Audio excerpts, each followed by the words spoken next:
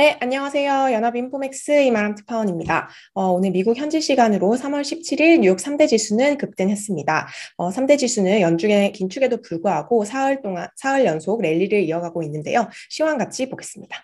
네, 오늘 다우 지수 전장 대비 1.23% 급등 마감했습니다. S&P 500 지수도 전장 대비 1.23% 상승 마감을 했습니다. 나스닥 지수 전장 대비 1.33% 상승 마감을 했습니다. 네, 오늘까지 S&P 500 지수와 나스닥 지수는 사흘 연속 랠리 흐름을 이어갔습니다. 이제 어제 연준이 2018년 이후 첫 금리 인상을 단행을 하면서 제로 금리 시대에 막을 내렸지만 투자자들이 금리 인상을 상당 부분 선반영하고 또 시장의 예상에 크게 벗어나지 않았다는 해석을 하면서 안도 랠리가 이날까지 펼쳐지는 모습입니다. 시장 멘트 같이 보겠습니다. 페드 미팅 어제 FOMC는 ended up being a non-event 그러니까 이제 별거 아닌 이벤트로 그러니까 큰 시장을 흔들 만한 이벤트가 아닌 것으로 결론이 났다. 왜냐하면 시장의 예상에 부합을 했기 때문이죠. 네, 이제 FOMC라는 고비를 시장이 이제 대비를 해왔었기 때문에 이것을 무사히 지나간 거에 대한 안도랠리가 펼쳐지고 있다고 설명을 했습니다. 단기적인 측면에서 시장에는 bullish sentiment, 강세를 지지하는 그런 위험 선호 심리가 있다고 설명을 했습니다.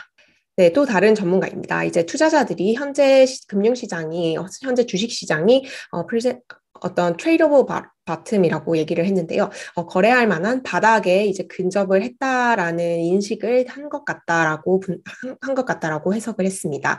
또 그래서 현재와 그리고 향후 몇 주 동안 주식을 매수하는 것이 굉장히 좋은 기회다라고 얘기를 했는데요.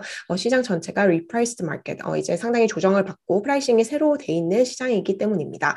또 역시 또 주가의 상방 압력이 상당하다고 얘기를 했고요.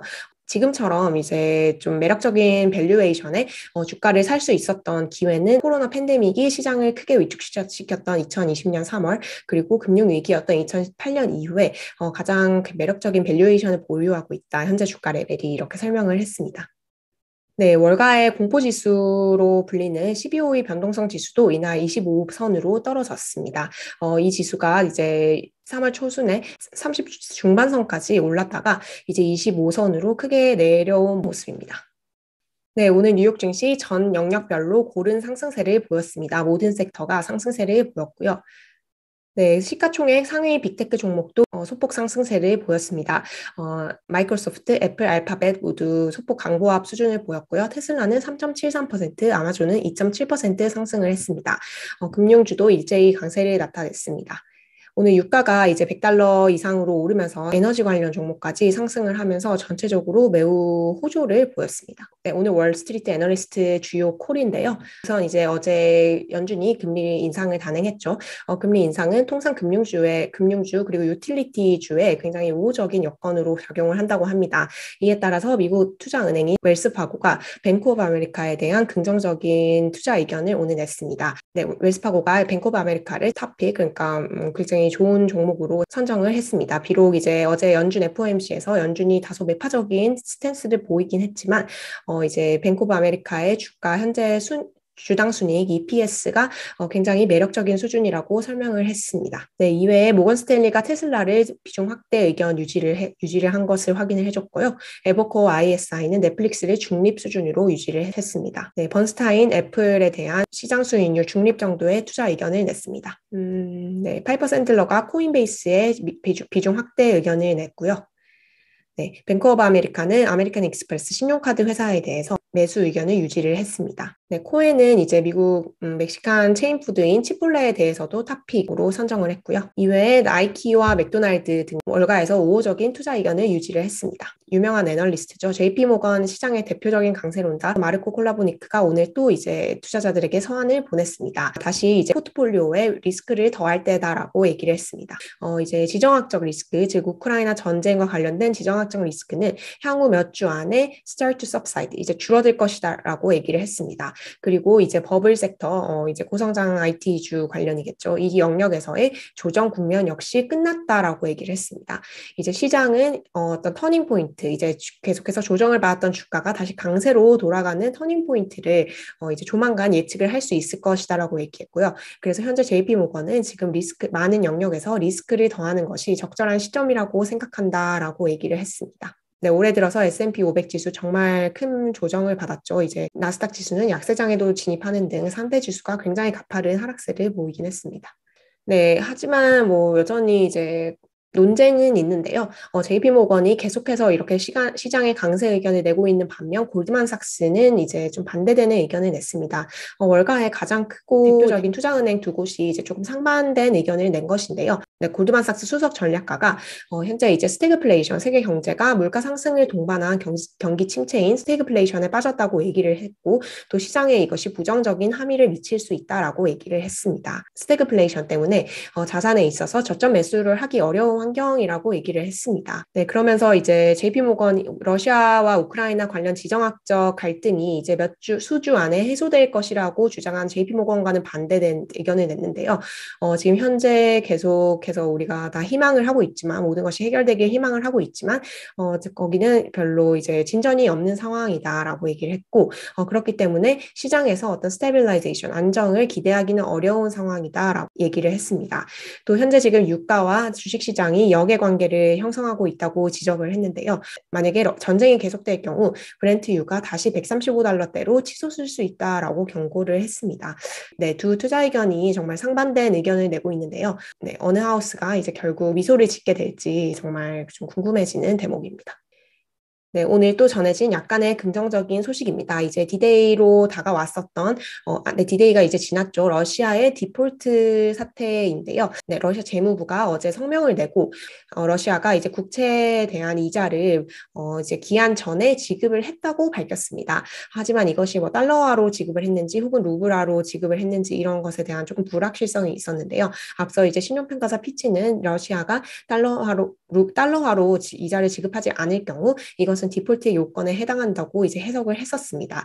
하지만 이제 오늘 장중에 로이터 단독 보도가 나왔는데요. 일부 러시아 채권자가 달러채에 대한 입금을 받았다라는 보도를 했습니다. 결국 이제 국가 디폴트 위기를 모면했다는 것으로 해석이 됩니다. 네, 하지만 이제 이게 일부 투자자들인지 전체 투자자들인지 그리고 또 채권에 대한 이자가 전액 상환이 되었는지 등에 대해서는 조금 더 이제 확인이 필요할 것으로 보입니다. 네, 러시아 전쟁 이슈 계속 이어지고 있습니다. 러시아와 우크라이나 간의 평화 협상 이제 계속 이어지고 있고요. 계속해서 이제 양국은 화상 연결 방식으로 이제 평화 협상을 계속하고 있는 것으로 알려졌습니다. 또 이제 조금 긍정적인 소식은 조 바이든 미국 대통령과 시진핑 국가주석이 18일 전화 통화를 할 예정이라는 소식이 나왔습니다. 우크라이나 사태가 발발한 이후 이제 미국 대통령과 시진핑 주석이 대화를 하는 것은 최초로 이루어지는 것이기 때문에 약간 주목이 되는 부분입니다. 네, 또 이제 어제 파이낸셜 타임스가 단독 보도를 했었죠. 러시아와 우크라이나가 평화 협상에 이제 15개 항목을 두고 조율을 하고 있다라는 얘기를 하면서 투자 심리를 크게 고무시켰는데 오늘 블룸버그 통신에서는 이것이 아니다, 사실이 아니다. 양국은 평화안을 고안하고 있지 않다라는 상반된 보도를 내놓았습니다. 조금 불확실성이 굉장히 많은 상황이고요. 이 와중에도 러시아는 우크라이나에 대한 민간인 공격을 계속하고 있습니다.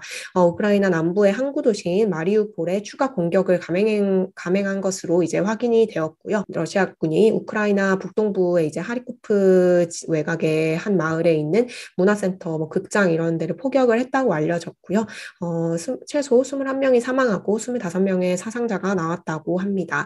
또 이제 러시아 정부가 오늘 밝혔는데요. 이제 이번 전쟁으로 사망한 러시아군이 7,000명의 이제 집계가 됐다고 얘기를 했습니다. 실제 수치는 이것보다 더 많을 수 있는 여지가 있습니다. 네, 오늘 발표된 경제 지표인데요. 대체로 좀 긍정적이었습니다. 오늘 발표된 미국의 주간 실업보험 청구자 수가 1만 5천 명 감소한 21만 4천 명으로 집계가 됐습니다. 이제 월스트리트가 예상했던 실업자 수보다 적은 수준을 나타내면서 고용시장 호조가 조금 다시 확인이 됐습니다.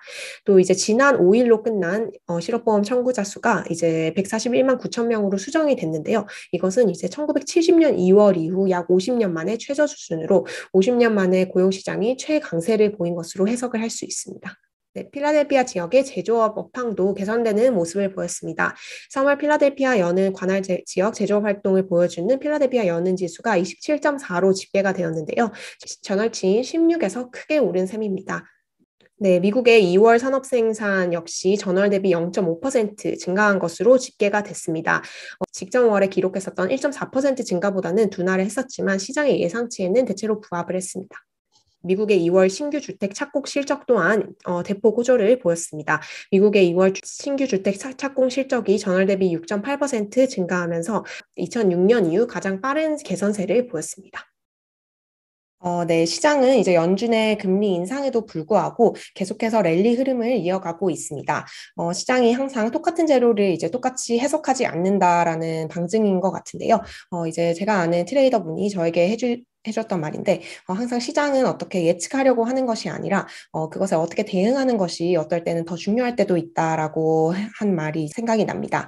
네, 이럴 때일수록 더 신속하고 정확한 뉴욕 증시 정보를 전달해 드려서 좋은 투자를 하실 수 있도록 도와드리도록 하겠습니다. 네, 오늘 제가 준비한 소식은 여기까지고요. 내일도 뉴욕 증시 정보와 함께 찾아오도록 하겠습니다. 들어주셔서 감사합니다.